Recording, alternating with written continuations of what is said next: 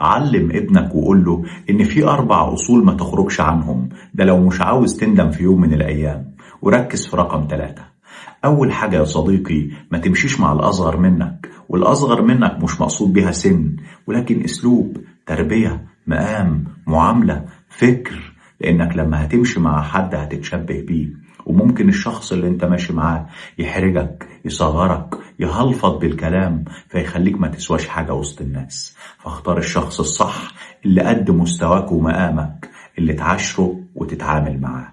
وأما المبدأ التاني يا صاحبي، مهما كنت مزنوق، مهما الدنيا كانت شايلاك وحطاك وملعبك وياك، اوعى تستلف ولا تتحوج لحد بخيل، لأنه هيحزنك أكتر من حزنك على حوجتك.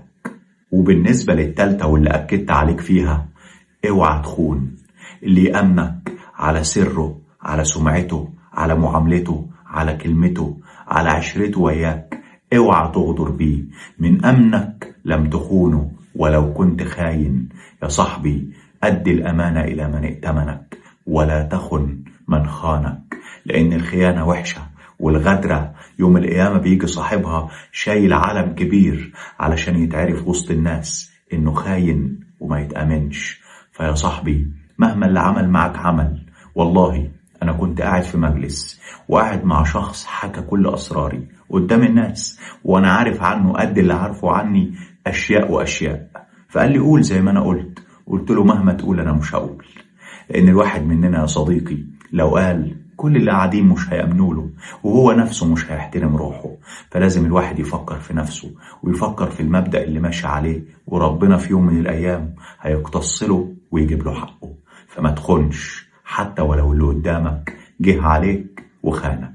وبالنسبة للرابعة والأخيرة، اختار معاركك، ما يبقاش خلقك في مناخيرك، ما تبقاش عامل زي ازازة الحاجة الساقعة، كل اللي يلمسك يفورك. وده يصح يعني، ده يستفزك تتشاكل وياه، وده يضايقك تتخانق معاه، يبقى هتقضي حياتك كلها في معارك. ده ياخد من مجهودك وده ياخد من فكرك، ومحدش هيعاني الا انت.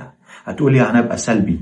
انا ما بقولكش تبقى سلبي، بس لما تيجي تعادي استنضف يا عمي، اختار اللي شبهك، اللي متأصل زيك. لانك لما تعادي عديم الاصل هيرهقك ويزعلك، وهيخلي الناس تلوم عليك في الاخر.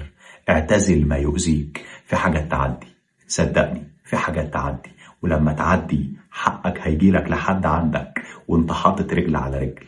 فكبر دماغك لانك كبير، وعليك بالاربع مبادئ دول وما تتخلاش عنهم ابدا، علشان الناس تبصلك وراسهم مرفوعة، ومحدش يطاط راسه وهو بيبصلك، لانك عزيز وكبير وما بتصغرش ابدا. واخيرا، لو فيديوهاتي اوقات بتظهر لك واوقات لا، فانا اسمي احمد ايمن. دور عليا لو جيت على بالك، ويشرفني تتابعني، ونتلاقى في الجايات. سلام عليكم.